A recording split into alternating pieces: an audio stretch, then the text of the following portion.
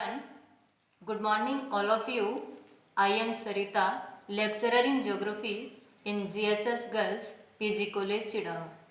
आज के इस वीडियो में हम भूगोल और इसकी मुख्य शाखा मानव भूगोल के बारे में अध्ययन करेंगे। जैसा कि आप सभी को ज्ञात है, भूगोल को अंग्रेजी में ज्योग्राफी कहा जाता है। ज्योग्राफी शब्द ग्रीक भाषा के दो शब्दों जियो तथा ग्राफीन से मिलकर बना है, जिसमें जियो का मतलब होता है अर्थ यानी पृथ्वी, ग्राफीन का मतलब होता है टू डिस्क्राइब और राइट यानी वर्णन करना, अर्थात पृथ्वी के बारे में वर्णन करना या लिखना ही क्या है, भूगोल है। अब हम प्रसिद्ध भूगोलवेता स्ट्रेबो की दी गई परिभाषा से जान सकते हैं कि वास्तव में भूगोल क्या है। स्ट्रेबो के अनुसार भूगोल एक ऐसा स्वतंत्र विषय है जिसका उद्देश्य लोगों को इस विश्व का आकाशीय पिंडों का, स्थल, महासागर, जीव जंतुओं, वनस्पतियों, फलों तथा भूधरातल के क्षेत्रों में देखी जाने वाली प्रत्येक वस्तु का ज्ञान कराना है। अर्थात स्ट्रेबो के अनुसार वास्तव में भूगोल पृथ्वी पर विद्यमान सभी दृश्यमान वस्तुओं का बोध कराता है, यानी चारों तरफ जो चीजें या जो वस्तुएं दृश्यमान होती हैं उन सभी का अध्ययन ही क्या है, भूगोल है। अब हम प्राचीन काल से लेकर वर्तमान तक जितने भी भूगोल में परिवर्तन हुए हैं उनके बारे में या उनके आधार पर उनके जनकों के बारे में जानेंगे। तो प्राचीन भूगोलवेता हिकेटियस, जो यूनान भूगोलवेता हैं, उनको प्राचीन भूगोल का जनक कहा जाता है, क्योंकि हिकेटियस ने सबसे पहले स्थल भाग को सागरों से घिरा हुआ माना तथा दो महादेशों का ज्ञान दिया।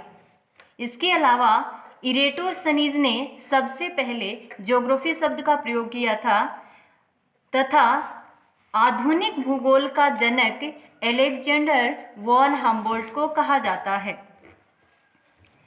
भूगोल वर्णनात्मक होने के कारण इसकी दो शाखाएं बनी, पहली भौतिक भूगोल या फिजिकल ज्योग्राफी, दूसरी मानव भूगोल या ह्यूमन ज्योग्राफी।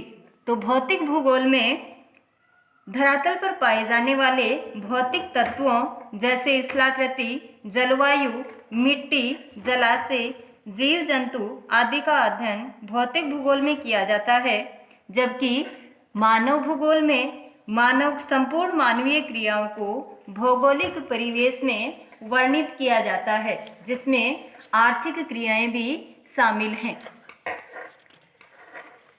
आज हम मानव भूगोल के बारे में विस्तृत रूप से जानेंगे। मानव भूगोल का केंद्र स्वयं मानव है। आधुनिक मानव भूगोल का जनक या संस्थापक प्रसिद्ध जर्मन भूगोलवेता फ्रेडरिक रेडजेल को माना जाता है। क्यों? 19वीं शताब्दी में रेडजेल ने अपनी प्रसिद्ध पुस्तक एंथ्रोपोज्योग्राफी में भूगोल के अध्ययन में मानव के स्थान को स्थायी प्रकार से क्या किया, सुरक्षित रखने का कार्य किया था, जिस कारण इन्हें मानव भूगोल का जन्मदाता कहा है। यानी भौतिक भूगोल से अलग मानव को सुरक्षित स्थान दिया, इसीलिए रेडजेल को क्या कहा जाता है, मानव भूगोल का जनक कहा जाता है। और इसका विवरण इन्होंने अपनी पुस्तक एंथ्रोपोज्योग्राफी में दिया है। रेडजेल की एक परिभाषा मानव भूगोल मानव समाज की और उसके पर्यावरण के बीच संबंधों का अध्ययन है। यानी मानव भूगोल क्या है कि मानव समाज, पर्यावरण और उनके बीच संबंधों का क्या है, अध्ययन है। इसके अलावा इनकी प्रसिद्ध शिष्या अमेरिकन भूगोलविद सैम्पुल ने बताया है कि मानव भूगोल अस्थायी पृथ्वी और चंचल मानव के पारस्परिक परिवर्तनशील संबंधों का अध्ययन है। इनकी जो परिभाषा है वो बहुत फेमस है, क्योंकि इन्होंने वर्तमान परिदृश्य से मानव भूगोल की परिभाषा दी थी।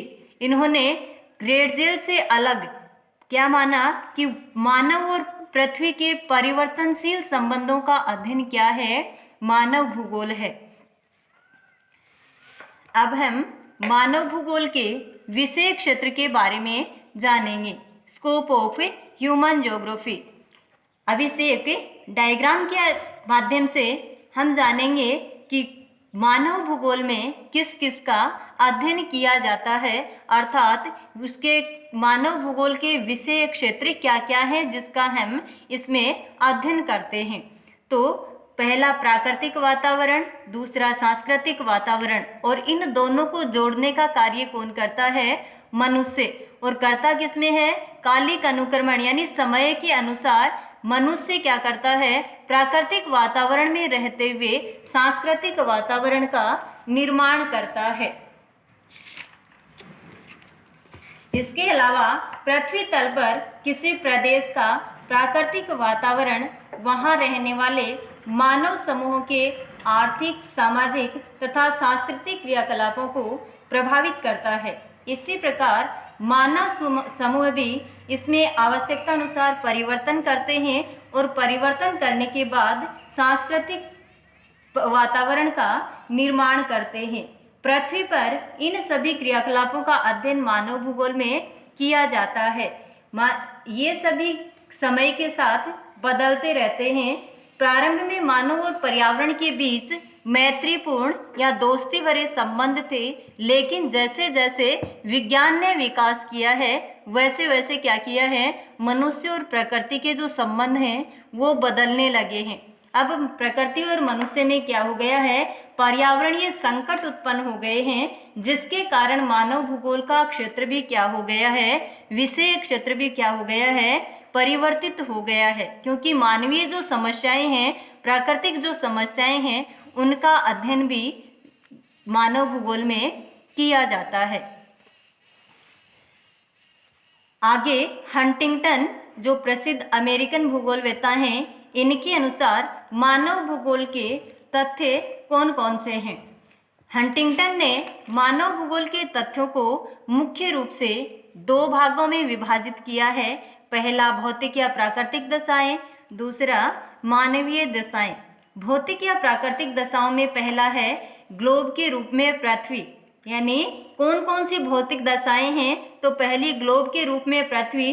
तो इसमें क्या आता है कि पृथ्वी ब्रह्मांड में अन्य ग्रहों की भांति क्या है? सूर्य के चारों ओर 365 दिन 6 घंटे में अपने अक्ष के चारों ओर 24 घंटे में एक चक्कर पूरा करती है। इन गतियों के कारण ही अपने अक्ष पर 23.5 डिग्री झुके हुए होने के कारण विभिन्न ऋतुओं का, दिन रात का तथा दिन रात का छोटा बड़ा होना आदि क्रियाएं संचालित होती हैं। दूसरी है भू आकार। भू आकार में मतलब पृथ्वी पर महाद्वीप, महासागर, पर्वत, पठार, मैदान आदि सब क्या हैं? विभिन्न प्रकार की स्थलाकृतियां पाई जाती हैं और ये अलग अलग रूप में क्या करती हैं? जलवायु को प्रभावित करती हैं। थर्ड है जलाशय, यानी पृथ्वी पर जल महासागरों, सागरों, झीलों, नदियों आदि के रूप में पाया जाता है। जल जलवायु तथा मनुष्य की विभिन्न क्रियाओं को प्रभावित करता है। नदियाँ जल के साथ लाई गई मिट्टी के निक्षेप से उपजाऊ मैदानों का निर्माण करती हैं और इन मैदानों में कृषि का उत्पादन किया जाता है। नेक्स्ट है मिट्टी तथा खनिज। इसमें मिट्टी तथा खनिज पर ही मानवीय व्यवसाय तथा मानवीय बस्तियों का विकास होता है। और लास्ट जलवायु, इसमें विभिन्न कृषिगत फसलों का उत्पादन, मानवीय बस्तियों का विकास, विभिन्न औद्योगिक तथा व्यापारिक क्रियाओं का संचालन आदि उत्तम जलवायु पर ही निर्भर करता है। सेकंड है मानवीय दशाएं।